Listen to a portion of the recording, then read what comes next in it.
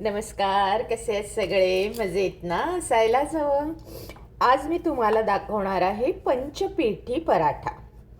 पंचपीठी पराठा. तर सर्वप्रथम हे बघा, इथे मी 1 कप गव्हाचं पीठ घेतलेलं आहे. त्यानंतर मी इथे आता घेत आहे 1 कप ज्वारीचं पीठ. त्यानंतर मी इथे आता घेत आहे 1 कप तांदूळाचे पीठ.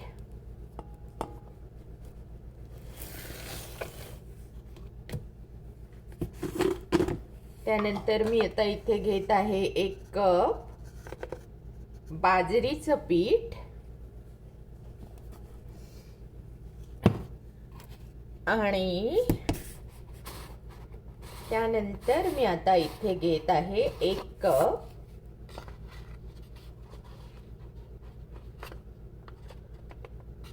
चण्याचं पीठ.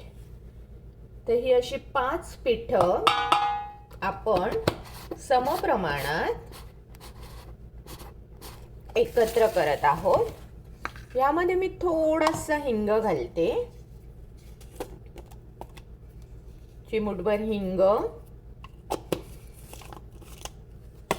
त्यानंतर चिमूटभर हळद, थोडा कलर येण्यासाठी अगदी चिमूटभर. नंतर सगळी पिठं आपल्या पोटात जातात तेव्हा थोडासा ओवा असा क्रश करून घालायचा. आणि नमक आपल्या जीवनाचं सार. हे बघा, हे नमक हे घालायचं. आणि थोडंसं किंचितसं तेल. आणि आता हे सगळं असं छान एकजीव करून घ्यायचं. आणि आपण नेहमी पीठ कसं मळतो, ह्याचं चपातीचं पीठ मळतो तसंच पीठ मळायचं. एकदम सैलसर नाही मळायचं. जरा घट्ट मळून 2 मिनटं ठेवून द्यायचं. मी दाखवते तुम्हाला.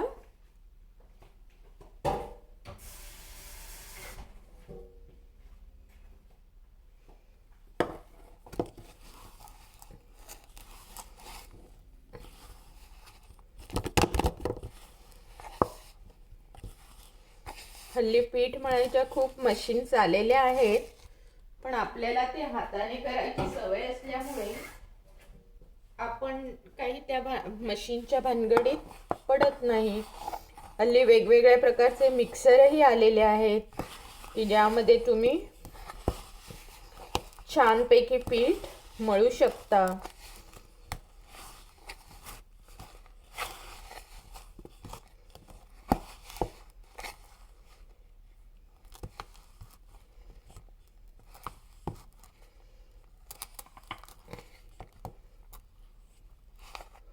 थोडं पाणी अजून मला लागेल. पाणी घालताना एकदम नाही घालायचं, कारण एकदम जर तुम्ही घातलात तर ते काढायला तुम्हाला मुश्किल होईल. पण जर तुम्ही थोडं थोडं घातलं तर छान पीठ मळलं जातं. मी तुम्हाला दाखवणार आहे गोळा कसा होतो तो, आणि पराठाही करून दाखवणार आहे.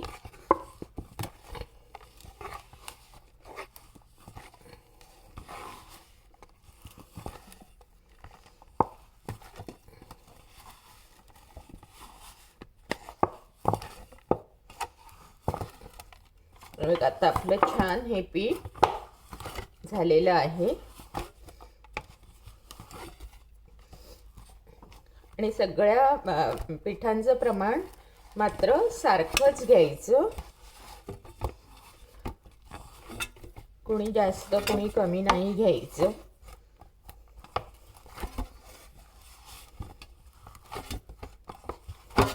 हे बघा किती छान हे पीठ मळून झालेलं आहे. हे पहा, हे पहा, मला दिसत आहे.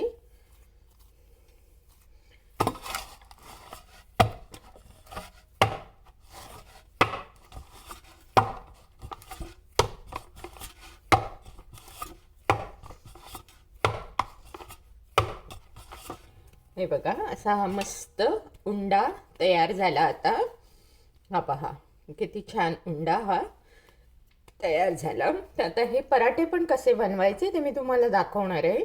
पहिला याचे 2 भाग करून घ्यायचे, मग पुन्हा या 2 भागाचे 2-2 भाग करून घ्यायचे.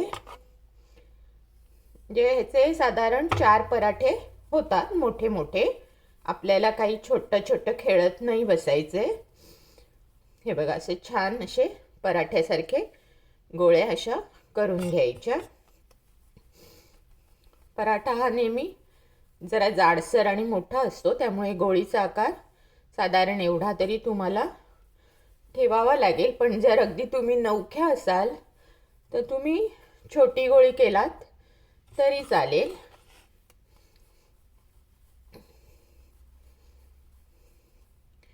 हे बघा, तर अशा प्रकारे माझ्या या 4 गोळ्या बनवून रेडी आहे. तर आता मी इथे तवा ठेवते.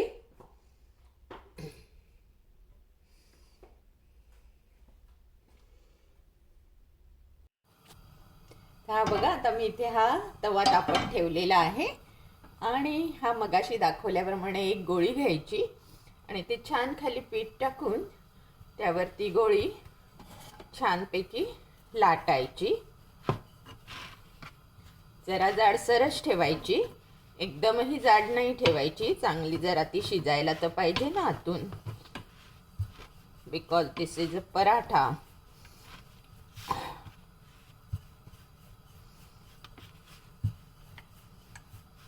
कोणी याला भाकरीही म्हणू शकतं, कोणी पराठाही म्हणू शकतं, पण मला हा पंचपिठी पराठा असं नाव द्यायलाही खूप बरं वाटतं, म्हणून मी हा पंचपिठी पराठ्याचा घाट घातलेला आहे. अगदी सोपं आहे बघा, तुम्ही जरूर करून बघा आणि जरा मोठे मोठेच करा. जर तुम्ही अगदी नवख्या असाल तर मात्र मग छोटे करा, पण एकदम जाडही ठेवू नका, एकदम पातळही करू नका, बिकॉज इट्स पराठा. आता हा बघा, हा आपला सुंदर असा पराठा झालेला आहे. हा मात्र ह्याच्यावर टाकायचा. हा बघा केवढा मी छान बनवला आहे आणि याला चांगलं एका बाजूने भाजू द्यायचं. तोपर्यंत हा दुसरा घेऊन दुसरा लाटायचा.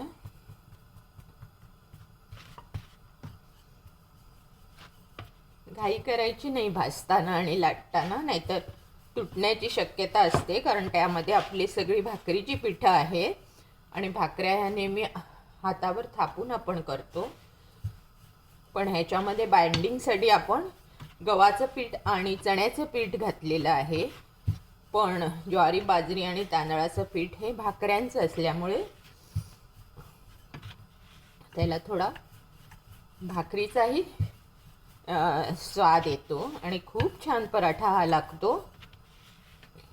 मी तुम्हाला दाखवते. हा बघा, आता हा एका बाजूने उलटून दुसऱ्या बाजूने करायचा. तुम्हाला हवं तर तुम्ही त्याच्यावर तेल घालू शकता. मी घालत का नाही आहे, कारण जरा वयोमानाप्रमाणे तेलाचे प्रमाणही कमी केलेलं आहे, त्यामुळे मी तेल तूप वर्जे करत आहे या पराठ्यांना. पण जर तेल तूप तुम्ही घातला तर हे पराठे अगदी अप्रतिम लागतात आणि तुम्ही कशाबरोबरही ते खाऊ शकता.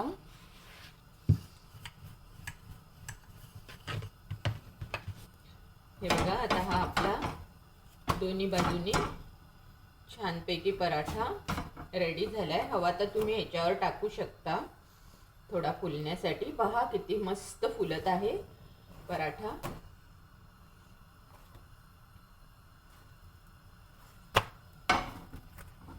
हा बघा, लाईक भाकरी, लाईक पराठा, लाईक चपाती, आणि हा तुम्ही कशाबरोबरही खाऊ शकता. आता मी हा दुसरा टाकत आहे. हा बघा, इझिली तुम्ही उचलूही शकता.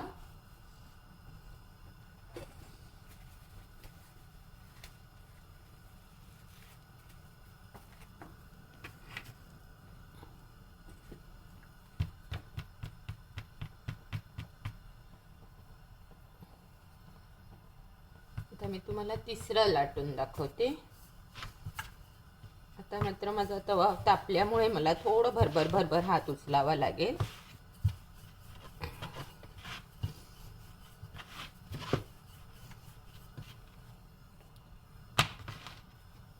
पण आपल्या ह्याच्यामध्ये गव्हाचं पीठ असल्यामुळे आणि चण्याचं पीठ असल्यामुळे हा लाटायला अगदी इझी जातो. आणि शिवाय सगळी पिठं आपल्या पोटात जातात. मुख्य म्हणजे त्यासाठी हा सगळा खटाटोप असतो की सगळी पिठं आपल्या पोटात जातात.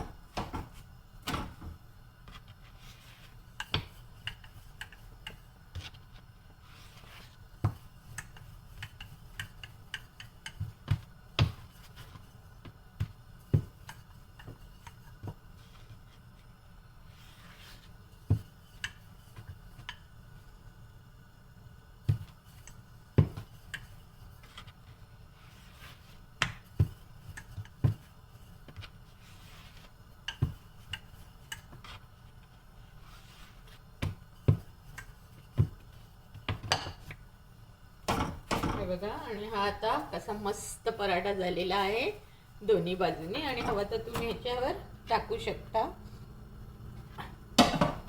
थोडा भाजून. तोपर्यंत हा मात्र तिसरा, हा बघा इथे मी तिसरा टाकलेला आहे आणि हा इथून छानपैकी भाजलेला आहे. हा बघा, तर हा मात्र मग तुम्ही असा इथे फोल्ड करून ठेवू शकता. आणि आता चौथा आपण घेत आहोत.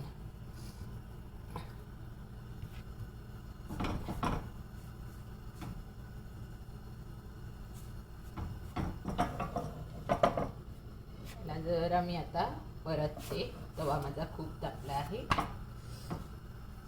याला मी आता ते परतत आहे. आता माझी घाई होत आहे कारण तवा खूप छान तापलेला आहे आणि अशा छान तापलेल्या तव्यावर छान पराठे हे बनतात. तुम्हाला दाखवणार आहे झालेले पराठे. जरा धीर धरा.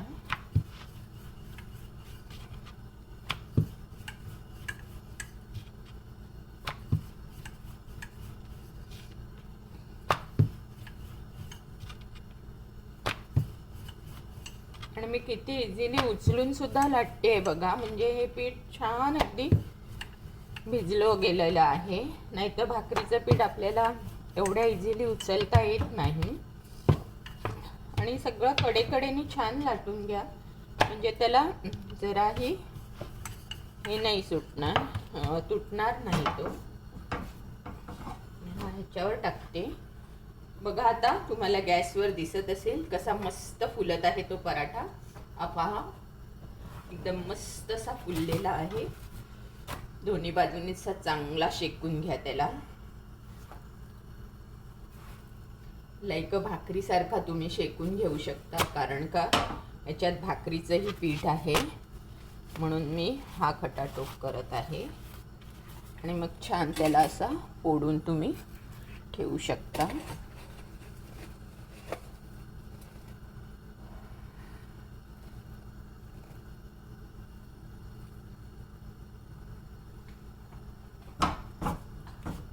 हा एका बाजूने झालेला आहे, त्याला उलटा करत आहे.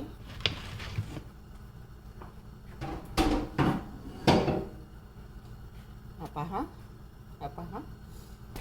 थोडा जवळ घेऊन दाखवू का तुम्हाला कॅमेरा. दुसऱ्या बाजूने छान भाजला पाहिजे तो.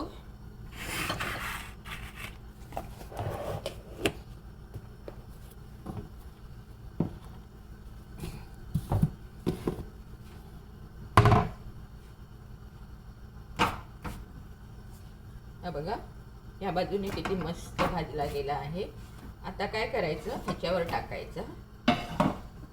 पहा बरे कसं मस्त फुलतो आहे. छान एकदम फुलत आहे.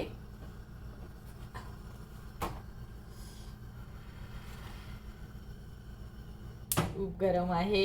हा पहा दोन्ही बाजूनी किती सुंदर पराठा आपला झालेला आहे. गरम असल्यामुळे सॉरी. तर अशा प्रकारे तुम्ही पंचपीठी पराठे बनवायचे.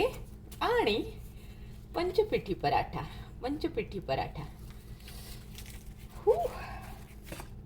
It's too hot, it's too hot. अशा प्रकारे हे आपले पंचपेठी पराठे झालेले आहेत. हे पहा, हे पहा, मी तुम्हाला ह्याच्यामध्ये दाखवते.